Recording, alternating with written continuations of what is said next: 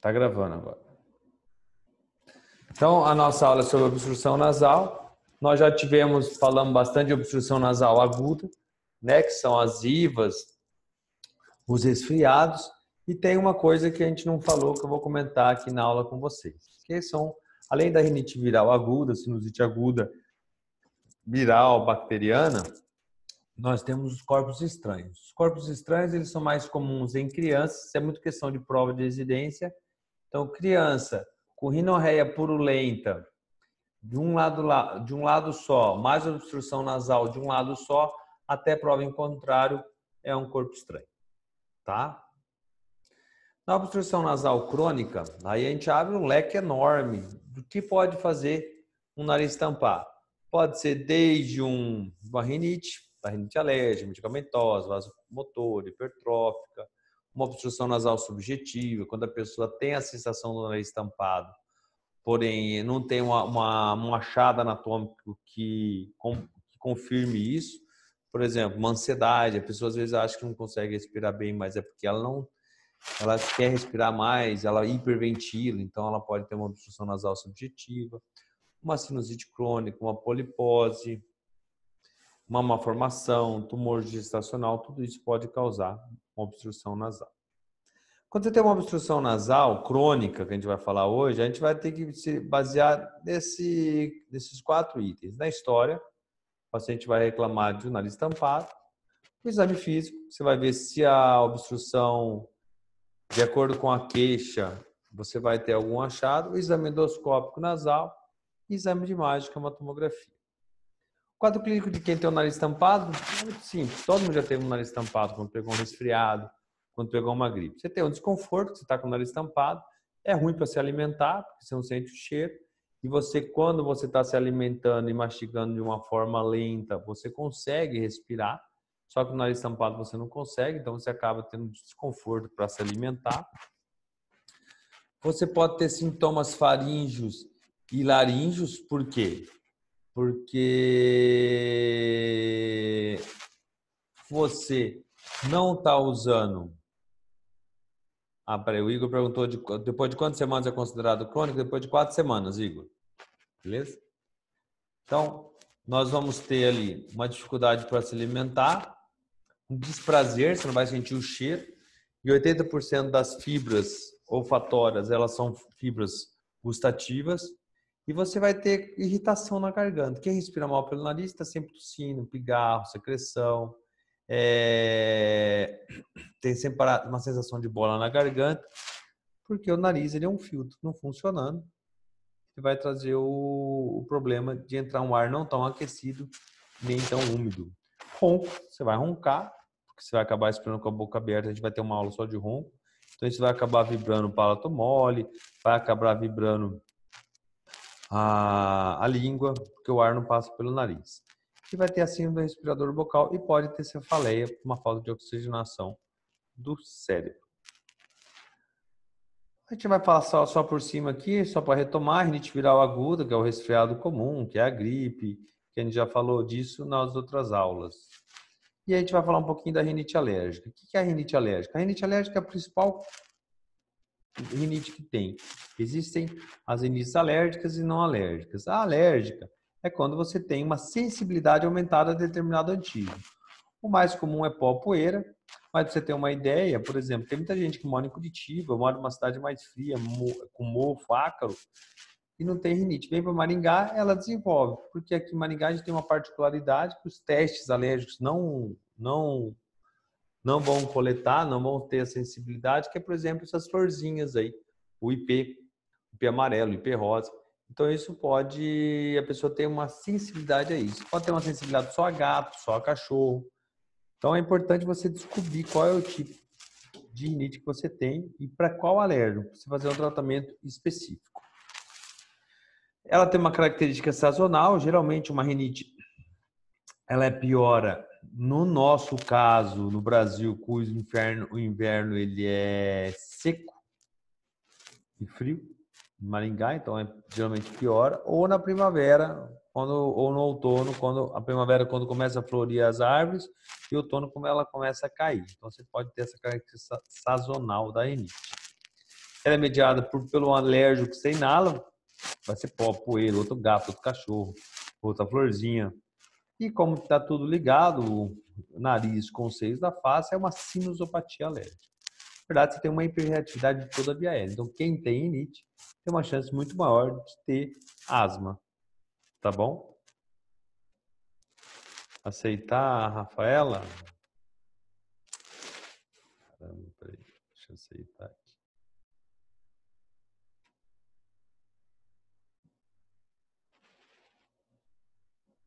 Todo mundo dentro de novo? Vou filtrar alguém aqui, hein? Então, vamos lá. Então, continuando, né, nossa conversa. Sejam bem-vindos quem chegou depois. Então, essa é a rinite alérgica. Você tem que descobrir algum alérgeno. Tem sensibilidade a alguma coisa aí que você, às vezes, não sabe, mas você tem. Quando você olha o nariz, ele é pálido, tem um pouquinho de secreção, nada purulento, nada viscoso, uma secreçãozinha branca, tá? E alina. É muito frequente a rinite. E a rinite, ela tem uma característica hereditária, que a gente vai falar daqui a pouco. Então, isso desde criancinha você desenvolve, geralmente em jovens é pior, igual esse bebezinho ali, ó. Olha que gostoso, né? Quem tá com fome. Olha o outro olhando assim, ó.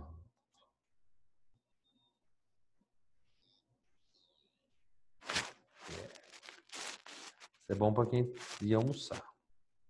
Então, qual é a fisiopatologia?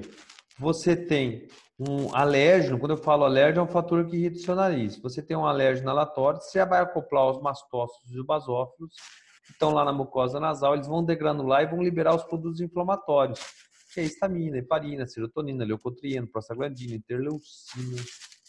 Quando você vai fazer um remédio desse, um antialérgico, ele geralmente é um antihistamínico ou um antileucotrieno. Então, você combate o produto inflamatório que é produzido pela alergia. A histamina mesmo, ela promove uma vasodilatação, um edema da mucosa, expondo os alérgenos à submucosa. Então, a histamina ela vai lá, ela causa uma ruptura dessa mucosa da integridade e esse alérgeno começa a entrar mais profundo, piorando esse fato da rinite alérgica. Os sintomas são, nós dividimos pacientes com rinite alérgica em chorões ou tampados. Tem pacientes que são mais chorões, que escorre, mas não tampa, e tem uns que são mais obstrutivos. Isso é importante, que muda muito o seu tratamento. Aqui é mais para explicar um pouquinho o que cada sintoma, como a fisiopatologia de cada sintoma, obstrução nasal pela histamina, que provoca uma vasodilatação, edema de mucosa, a coriza também. A histamina provoca uma hipersecreção de glândulas serosas e mucosas. O espirro, a histamina acaba excitando o nervo trigêmeo e estimula os centros cerebrais. O prurido ninguém sabe direito. Então, quando você toma um antistamínico, você melhora por atuar nessa área. A obstrução nasal pode ser uma hora incômoda ao paciente, geralmente é noturno, porque tem uma queda do cortisol, que traz ronco, uma qualidade do sono, mau humor, causa uma irritação da garganta, porque você respira mal, então esse ar não chega purificado, resseca a mucosa oral, pode dar mau hálito. Você vai ser uma tendência a ter o uso de vasoconstritores tópicos, causa uma dependência, e a diminuição da ventilação dos seios paranasais causa uma cefaleia. E como ela incha todo, muda todo esse mecanismo aí do nariz, ela pode causar aí uma rinocinusite infecciosa. Qualquer dúvida, vocês me perguntam, tá? Então tá aqui, esse é um esqueminha que mostra, né, o alérgeno chegando, o mastócito, o basófilo, produzindo os produtos inflamatórios. E quando você produz uma droga, é para combater esses produtos inflamatórios que é liberado pela rinite. Então, existem várias maneiras de você tratar a rinite, que a gente vai falar um pouquinho. Ela ocupa, é frequente, 10 a 20% a rinite alérgica das pessoas tem. Então, Maringá tem 400 mil habitantes. Você vai imaginar que 40 a 80 mil pessoas têm rinite alérgica. Tem uma história familiar, então, se você tem rinite, casar com alguém que tem rinite, pode já comprar seus antihistamínicos e saber como tratar seu filho. Sintomas, corizes, espirros e pruridos. O diagnóstico é clínico, tá? Rinite alérgica não precisa fazer exame. Quando você quer, às vezes você está na dúvida como fazer, como tratar, você pode pedir um laboratorial, que são os testes alérgicos, tá? Os testes alérgicos seriam o RAST, que é o sanguíneo, que determina o nível de sensibilidade, mas o melhor que tem, teste alérgico que existe, é o prick test, o teste cutâneo, em que você vai testar uma quantidade significativa de alérgenos para ver qual que você é sensível. Por que que esse prick test ele é importante? Porque se você der uma alergia intensa a um alérgeno, você pode fazer a imunoterapia. Não são todas as pessoas com rinite alérgica que podem ser submetidas a essa imunoterapia, que é a dessensibilização do alérgeno. Então, como que você faz o diagnóstico? Faz uma anamnese, o quadro clínico é típico, você vai olhar o nariz, é uma mucosa demasiada e pálida, uma endoscopia nasal, você pode ter pólipo, secreção. Citologia nasal a gente não faz muito, mas para a gente pensar mais a nível de eosinófilos. A IgE sanguínea, quando você faz um hemograma, você pede IgE, você pode ter um eosinófilos aumentado. O IgE, quando você pede IgE total, ela pode ter muito alto. O rastro sanguíneo é o que eu falei. Você testa alguns alérgicos que você desconfia, alimentares ou inalatórios, determina o nível de sensibilidade. O raio-x você não pede para rinite alérgica, tá? Não tem porquê. O tratamento vai depender da severidade e da frequência com que ela ocorre. Primeira coisa, higiene ambiental, na rinite alérgica. Afastar alérgicos que se desencadeiam, tá? Animais de pelo, de pelúcia, tapete, cortina, atenção especial com quarto de dormir, pessoas que fumam perto, produtos de limpeza e perfumes. Tá? Então, muitas vezes é importante fazer o prick test ou o hipocutâneo, por quê? Porque às vezes você gosta do seu gato. Você não sabe se é o gato que está te fazendo mal ou é o pó poeira. Daqui a pouco eu já vi paciente chegar no consultório chorando que deu 4 cruzes, que é o mais intenso, para gato. Aí você pode conversar, dependendo como é o amor do paciente com o gato, quanto irrita a alergia. Mas a imunoterapia ela vai muito bem para pó, poeira e ácaro. Para animais ela não vai tão bem, mas ela tem uma melhora também, mas não é o objetivo principal da imunoterapia. Tá, o tratamento pode ser medicamentoso, você usa corticóide tópico nasal, que são as budesonides, fluticasona, mometasona, são esses sprayzinhos aqui, ó. Esse aqui é o nome comercial, é o Avames. Estão conseguindo ver? Sim. Isso aqui, ó, tem vários nomes comerciais. Esse aqui é um novo, Alé nasal. São todos corticoides nasais que têm uma absorção muito pequena. Ó. Você faz um sprayzinho, ó. Põe no nariz, puxa e puxa. Eles dão um bom resultado nos casos leves, tá? Você tem o cromoglicado de sódio, que é um estabilizador da membrana do mastócito, não tem um resultado tão bom como o corticoide nasal, e lavar o nariz. Porque quando você tem um nariz que é muito sensível, o pó, a poeira para aqui, o pelo do gato, isso aqui fica inchando. Na hora que você lava, você já tira esse fator irritante do nariz da pessoa. O tratamento medicamentoso sistêmico, você pode usar o antihistamínicos, tem vários também. É o Alego, Claritin, ó, tem esse aqui, ó, levocetilizina. São todos que vão bloquear a antistamina. Os antileucotrienos, tem uns 15 anos que eles surgiram e eles vieram para ser um tratamento sinérgico. Para vocês terem uma ideia, ó, esse tratamento aqui é uma droga relativamente nova, é uma associação de antileucotrieno, não estou fazendo propaganda, tá? Do antileucotrieno com antihistamínico. Então, ele ajuda, porque tem pessoas que produzem mais leucotrienos, outras que produzem mais histamina. Então, você consegue trabalhar melhor isso com a medicação sistêmica. Só que o que acontece aqui na rinite alérgica? Como eu falei para vocês, aquele paciente que é muito obstrutivo, às vezes a cirurgia ela entra aí com uma forma de tratamento. Que aí você abre o nariz, não fica parando mais pó, poeira e você resolve o problema do paciente. Então a cirurgia é uma arma terapêutica. Aquele paciente que é mais chorão, não tampa, mas corre, coça, aí você faz o teste alérgico, o prick test, porque às vezes se você achar uma alergia importante, você faz a imunoterapia, que são vacinas que você toma por um ano para dessensibilizar do alérgeno. Você consegue melhorar muito essa alergia. Então, a rinite alérgica tem solução, sim. Melhora muito, certo? Só que tem aquela pessoa que não tem a rinite alérgica, ela tem uma rinite vasomotora, que é idiopática, hoje em dia conhecida. É aquela pessoa que ela não é alérgica pelo pó, poeira, gato, não. O que incomoda ela é mudança climática. Quando vem uma frente fria lá no Rio Grande, ela já tampou o nariz. Tá? Então, isso não é desencadeado por alérgicos, pó, poeira, florzinha, acro. É um desequilíbrio do controle autônico, é uma rinite idiopática. Principalmente ela causa nariz tampado, coriza e espirra. Isso é desencadeante são físicos, mudança de temperatura. Às vezes, quando você vai na aula lá, você liga o ar-condicionado e isso acaba incomodando você bastante. Isso aqui o tratamento já também é com antihistamínicos para melhorar essa parte que é uma exacerbação do parasimpático. E aqui a cirurgia, quando for muito tampado, melhora muito, porque não tem um fator alérgico. Então, isso é um fator positivo. A obstrução nasal subjetiva é quando você tem aquela pessoa que, por exemplo, está lá na Uningá, no quarto, terceiro ano, e começa a fazer exercício. Ela vai fazer exercício e acha que o nariz está tampado. Não é, ela está mal condicionada. Ou é muito ansiosa, fala, doutor, às vezes eu respiro, parece que o ar não vem. Isso é uma obstrução nasal subjetiva. Você fecha o diagnóstico, o exame físico, você vendo que o nariz está legal. O que tem que melhorar é a percepção da respiração. Só que ela tem um perigo, ela tende a usar os congestionantes tópicos. Sorina, Turgil. Então, isso pode causar um problema para ela. A medicamentosa é quando as pessoas ficam viciadas nos vasoconstritores tópicos, que é o Nelsoro, Sorina, Turgil, canafazolina e oxametazolina.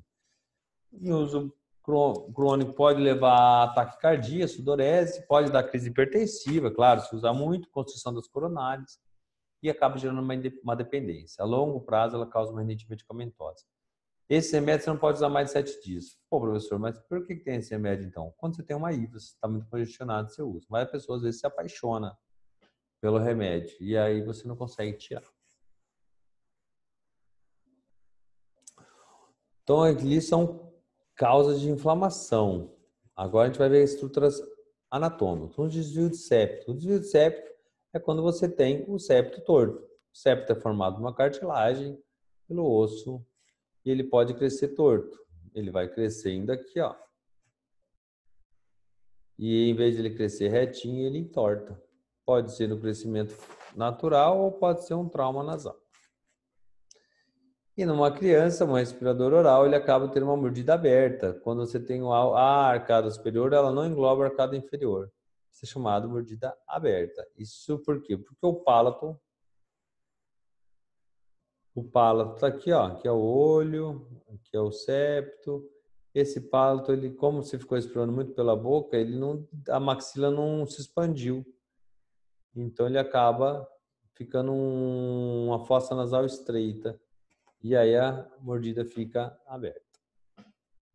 Está aqui uma tomografia, o desvio de septo, bem mostrado aqui, bem evidente. O desvio de septo, ao contrário de uma renite, a obstrução dele é mais unilateral. Se o desvio é do lado direito, a pessoa vai falar, doutor, eu não respiro bem do lado direito. O diagnóstico é clínico, você faz o exame e o tratamento é cirúrgico. Você faz a septoplastia e a turbiné. E quando o nariz é torto como um todo, você também faz a plástica, acabar fazendo a plástica da pirâmide nasal, que a gente faz bastante.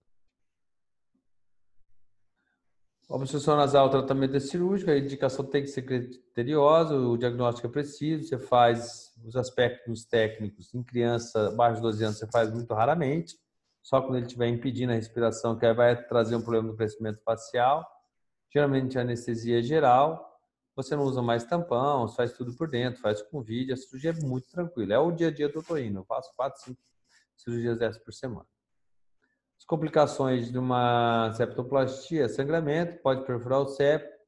Selamento nasal, quando você tira muito septo aqui em cima e o nariz dá uma selada, dá uma caidinha. Muito raro de acontecer isso.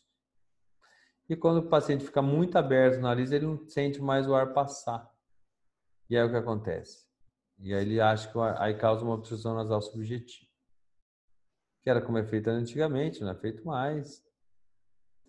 E outra causa de obstrução nasal, uma hipertrofia de adenoide, aqui ó, um raio-x de perfil, olhando de frente, nariz, e aqui a gente tem adenoide, tampando a passagem aérea. Olha o tamanho da amígdala dessa criança. A hipertrofia de adenoide de amígdala é muito mais comum em crianças Tá? E ela faz parte do anel linfático de Waldeyer, que é composto pela amígdala igual, tonsila palatina, tonsila faríngea, tecido linfático periorbitário, granulação parafaríngea. E elas têm uma função de defesa, só que o que acontece? É por isso que quando você se expõe, come mal, dorme mal, você sente a garganta arranhando. Porque isso aqui é um corte por trás, todas essas bolinhas é o anel linfático de Waldeyer, elas incham. Às vezes eu falo, professor, minha garganta dói, ela está vermelha, ela está irritada, mas não precisa tomar antibiótico, tem que descobrir o que está causando essa irritação. Ou é uma rinite, ou alguma secreção que vem do nariz, ou algum ácido que sobe aqui de cima. Então, isso causa uma faringite. A adenoide, ó, que é a hiperplasia da criança, é normal a adenoide amígdala crescer entre 1 a 10 anos, olha que interessante esse gráfico, né, que você tem o crescimento craniofacial, ele é uma curva muito mais suave do que o crescimento linfóide. Então, o que acontece? Até os 10 anos, a adenoide amígdala cresce o dobro do que ela vai ficar, depois ela regride. Professor, se faz isso porque opera. Você só opera as crianças que cresce tanto essa adenoide amígdala que ela não consegue mais respirar com a boca fechada. Então ela vira um respirador oral, respirando oral, ela não vai expandir a maxila e vai trazer problema aí no futuro na face. Vai ter que usar aparelho ortodôntico, vai ter problemas de mordida, de atenção, porque é uma criança que muitas vezes uma adenoide grande, ela não vai deixar abrir a tuba auditiva. Não abrindo a tuba auditiva, que está aqui, ela começa a acumular líquido no ouvido. E fica uma criança que tem a síndrome do respirador bucal, que a gente vai falar depois. Então, a adenoide, quando ela tem uma hiperplasia patológica, ela causa obstrução nasal, ronca, apneia, IVA de repetição, otite de repetição, porque ela tampa a tuba auditiva, e alterações craniofaciais, que é a síndrome do respirador bucal, que acontece em criança, tá? Em adulto não tem. A adenoide é muito rara em adulto. Que é essa criancinha aqui, ó. É o famoso boca aberta. Todo mundo lembra na escola, ou algum de vocês foram o boca aberta. Foram discriminados, sofreram bullying. Então, o diagnóstico é clínico, não adianta fazer raio-x, tem que ver se a criança respira com a boca aberta, né? Olha a diferença aqui, ó, que legal isso aqui, ó. Isso aqui é um raio-x de cavo, olha o narizinho da criança, a boca. Tá vendo aqui essa protuberância? É adenoide. Aqui, ó, não tem, ó, retinho. A coluna da nasofaringe tá bonita. Tá, isso aqui são vídeos, ó. Ó, isso aqui é uma com adenoide pequenininha.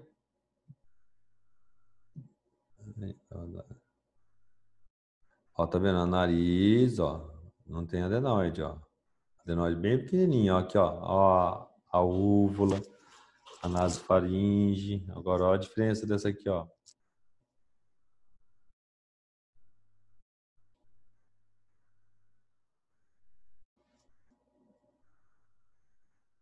Você viu aqui, a adenoide não tem, ó. A nasofaringe bem legal. Agora, esse aqui.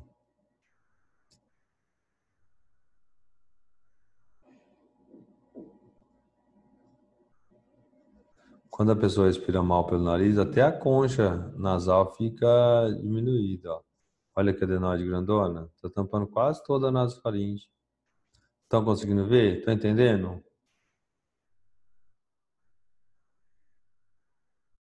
Responde, professor. Vocês estão entendendo? Sim. Só tá a Caroline na sala de aula?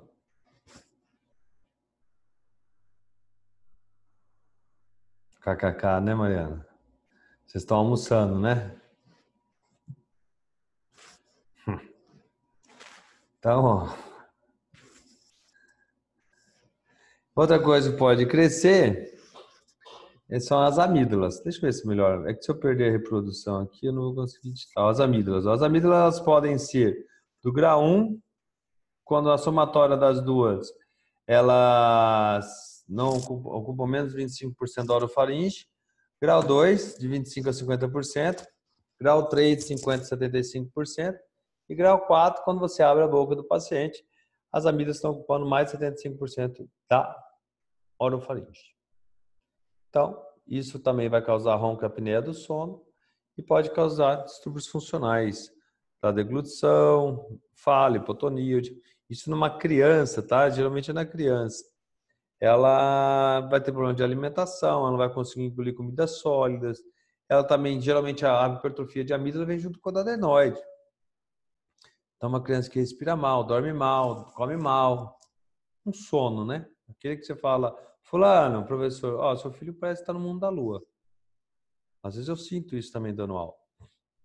Parece que tem respirador bucal, mas não é. É só sono e cansaço da vida pesada que o estudante tem de medicina. Tá, e quais são as indicações de amidalectomia? Quando é muito grande, tá ronco e apneia. Quando você tem distúrbios funcionais da fala, da alimentação. Quando você tem amígdala caseosa. A amígdala caseosa é quando junta aquele resto de alimento que dá mau hálito. Você vai lá e limpa. É uma indicação de tirar a amígdala, relativa, vai depender do paciente, quanto isso incomoda. Porque é muito ruim você não saber se está com mau hálito ou não. E quando sai essa coisa amarela que parece pus, é fedida. Então tem maneiras de a gente tentar evitar uma cirurgia, mas às vezes a cirurgia é uma indicação. Tá? E quando as amígdalas infeccionam bastante. O quanto é infeccionar bastante? Depende. Numa criança que está no primeiro ano da sala de aula, primeiro ano que ela entrou na escola, ela ter 4, 5 no ano é normal. Até 8.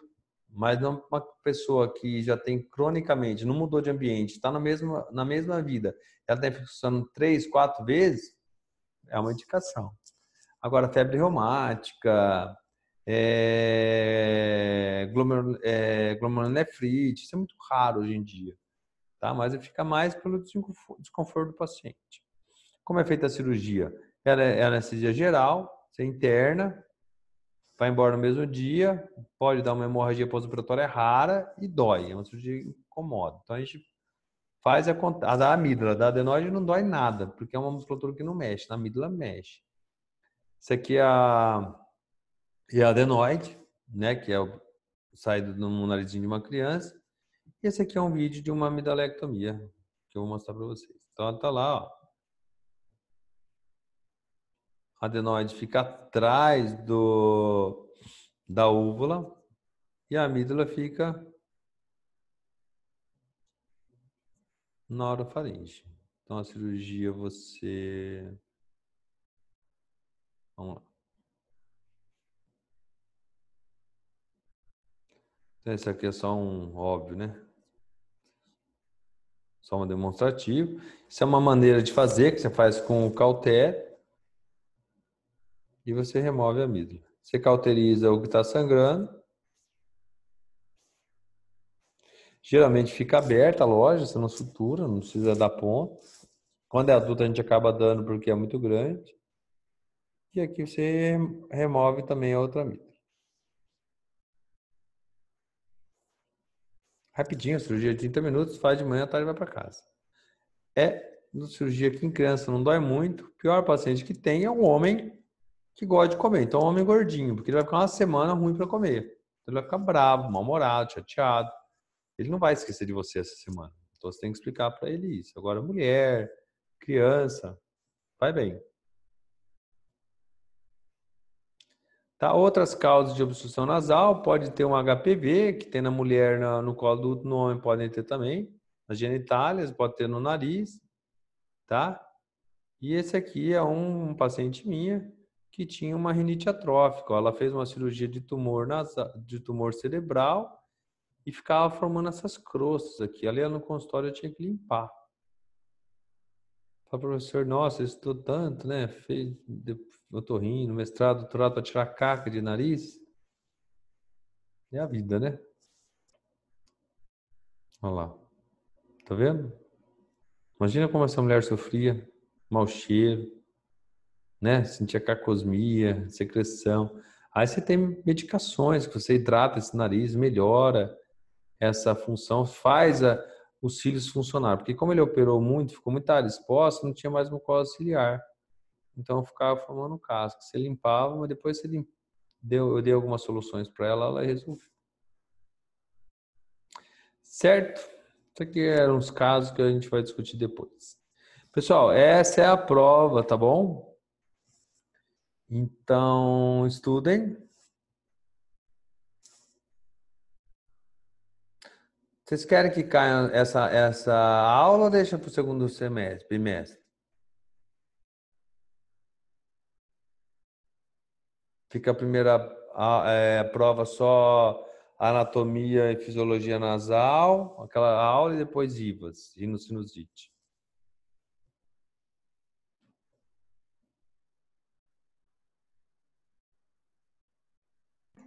Professor, mas você consegue disponibilizar o vídeo dessa aula hoje ainda?